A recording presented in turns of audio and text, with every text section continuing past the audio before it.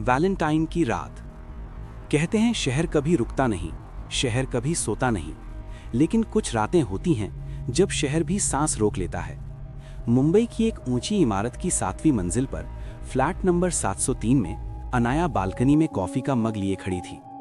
नीचे सड़क पर टिमटिमाती लाल गुलाबी बत्तियां चमक रही थीं। कपल्स हाथों में हाथ डाले घूम रहे थे। होटल और मेडिकल स्टोर्स का बिजनेस पीक पे था। हर तरफ गुलाब, बलून्स और हंसी, क्योंकि आज 14 फरवरी वैलेंटाइन डे था। हाँ, कुछ लोग सड़क के कोनों पर रो भी रहे थे, पर यह सब तो होता रहता है। अनाया के मोबाइल की स्क्रीन बार बार जलती और फिर बुझ जाती। कोई मैसेज नहीं, कोई कॉल नहीं। वो घड़ी की तरफ देखती, रात 11:42। अब तक तो आ जाना चाहिए था। वो खुद से बुदबुदाई। वो आदित्य का इंतजार कर रही थी। आदित्य, 3 साल का रिश्ता। शुरुआत में सब कुछ परफेक्ट था। हर रात लंबी बातें, छोटी छोटी सरप्राइजेस और वो भरोसा कि वो कभी अकेली नहीं रहेगी। लेकिन पिछले कुछ महीनों से आदित्य कुछ बदल सा गया था।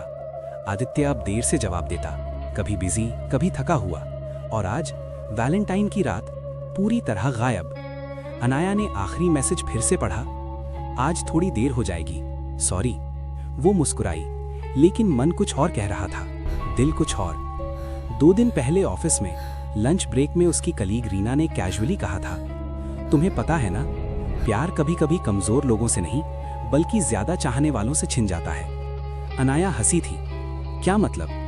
रीना ने आवाज धीमी कर ली, मेरी मौसी कहती थी, अगर किसी को बहुत ज्यादा चाहो तो वो तुम्हें छोड़ सकता है, लेकिन अगर उसे बांध लो। बांध लो? अनाया ने पूछा। रीना की आंखों में अजीब सी चमक थी।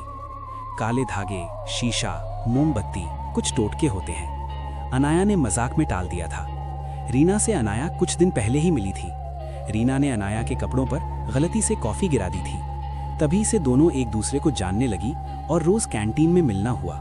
लेकिन आज वैलेंटाइन की इस खामोश रात में रीना के वो शब्द उसके दिमाग में गूंज रहे थे। रात 11:58। लाइट्स बंद थीं, सिर्फ मोमबत्ती की हल्की रोशनी। टीवी बंद, कमरा अनयूजुअली शांत। अचानक घड़ी की आवाज तेज लगने लगी। अनाया ने मोबाइल उठाया, अब भी कोई मैसेज नहीं। उसकी आंखें अचानक कमरे की कोने में लगे शीशे पर पड़ीं। उसे लगा जैसे रिफ्लेक्शन थोड़ा देर से हिल रहा हो। उसने आंखें झपकीं। डोंट ओवर थिंकिंग, उसने खुद को समझाया। अनाया को खुद पर यकीन नहीं हो रहा था, लेकिन उसने ड्रॉअर खोली। वहां वो चीजें थीं जो उसने दोपहर में ऑनलाइन मंगाई थीं, सिर्फ क्यूरियोसिटी में या आदित्य के बदलते व्यवहार को देख। एक काली मोमबत्ती, काला धागा, सिंदूर और एक छोटा सा नोट। नोट पर लिखा था, जो चाहिए वो मांगो, लेकिन डर के बिना। उसने हंसने की कोशिश की, मैं पागल नहीं हूं। फिर भी उसने मोमबत्ती जलाई। मोमबत्ती की लौ अजीब तरह से कांप रही थी। रीना ने उसे बातों ही बातों में सारी प्रक्रिया बता दी थी। वो शीशे के सामने बैठी और उस सिंदूर से एक गोला सा बनाया। बीच में वो काली मोमबत्ती और दूसरी ओर वो नोट रखा। कुछ समय तक उसने कुछ अजीब मंत्र पढ़े और फिर अचानक एक सुई से अपनी उंगली पर घाव कर खून की एक बूंद उस नोट पर गिरा दी। थोड़े समय बाद वो मोमबत्ती हाथ में लिए शीशे के सामने खड़ी हुई। शीशे के सामने खड़े होकर उसने धीमी आवाज में कहा, अगर वो मुझसे प्यार करता है तो वापस आए। कमरा अचानक ठंडा हो गया। मोमबत्ती बुझ गई। एक पल के लिए पूरी तरह अंधेरा। फिर दरवाजे पर अचानक अनाया का दिल जोर से धड़कने लगा। आदित्य, उसने आवाज लगाई। कोई जवाब नहीं। सीसीटीवी मॉनिटर जो दरवाजे के ऊपर लगा था अपने आप ऑन हो गया। स्क्रीन पर फ्लैट 703 का दरवाजा। बाहर कोई खड़ा था, लेकिन उसका चेहरा दिख नहीं रहा था। तभी फोन बजा। फोन की स्क्रीन पर आदित्य का नाम था। अनाया ने कांपते हाथों से कॉल उठाया। हेलो आदित्य, तुम कहाँ हो? उसकी आवाज टूट गई। दूसरी तरफ कुछ सेकंड खामोशी। तभी, अनाया, मैं तुम्हारे दरवाजे के बाहर हूं। उसने सीसीटीवी स्क्रीन देखी। वो आकृति हिली, लेकिन उसकी परछाई इंसान जैसी नहीं थी। तभी फोन पर अजीब सी रिंग हुई। दरवाजा मत खोलना। फोन पर आदित्य की आवाज बदली हुई थी, वो मैं नहीं हूं। ठक ठक ठक, दरवाजे की आवाज तेज हो गई। शीशे में अनाया ने खुद को नहीं देखा।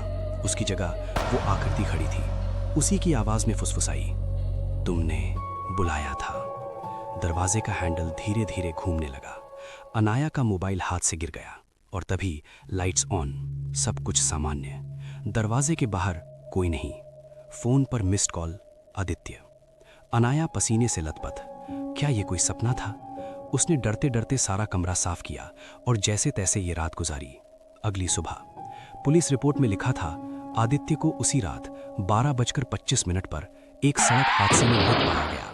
अनाया अब भी फ्लैट 703 में रहती है, लेकिन रात में शीशा कभी कभी उससे पहले सांस लेता है और दरवाजे पर हर वैलेंटाइन कोई खड़ा होता है। दी एंड। अगर आपको वीडियो पसंद आई हो और चाहिए इस वीडियो का दूसरा पार्ट तो लाइक करें और कमेंट करें सेकंड पार्ट। चैनल को करें सब्सक्राइब ताकि आपको मिल सके सेकंड पार्ट की instant notification. And don't forget to follow us on Instagram and Telegram for any and every update. See you.